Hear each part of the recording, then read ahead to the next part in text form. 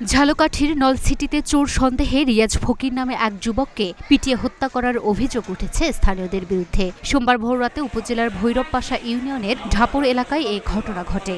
মৃত রিয়াজ ফকির পিরোজপুরের ভান্ডারিয়া উপজেলার চরখালী এলাকার নুরু ফকিরের ছেলে। বিষয়টি নিশ্চিত করেছেন নলছিটি থানা পুলিশের ভারপ্রাপ্ত কর্মকর্তা মুরাদ আলী। নলছিটি থানাধীন প্রতাপ এলাকায় একটি চোর সন্দেহের লোককে গণপিটুনি দিয়েছে, তাতে সে মারা গিয়েছে। লাশকে ঝালকাঠি সদর হাসপাতালে নিয়ে আসা হয়েছে। এই তথ্যের ভিত্তিতে আমি অফিসার ফোর্স ঝালকাঠি হসপিটালে প্রেরণ করেছি। লাশের সুরতহাল প্রস্তুত করা হয়েছে, লাশ ময়নাতদন্ত করা হবে এবং এ বিষয়ে পরবর্তী আইনানুগ ব্যবস্থা সংশ্লিষ্ট নলছিটি থানা গ্রহণ করবে। আর রাত্র 2টার সময় আমি সিরিয়াসলি হইনা গেছি যে ওই একটা লোক ধরিয়া গাছের লাগে বান্ধিয়া পিড়াইতে আছে। তার কি ব্যাপার, কায়ে চোর ধরছি। সরোয়ার ওই নাম আছে, ও ড্রাইভার, ও বাড়িতে আইছে।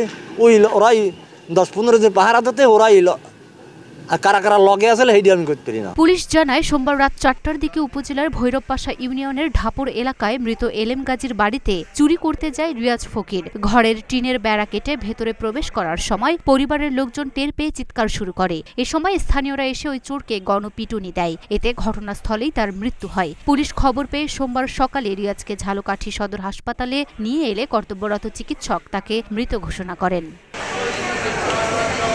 Luna Afroz Nipa, Dhaka post.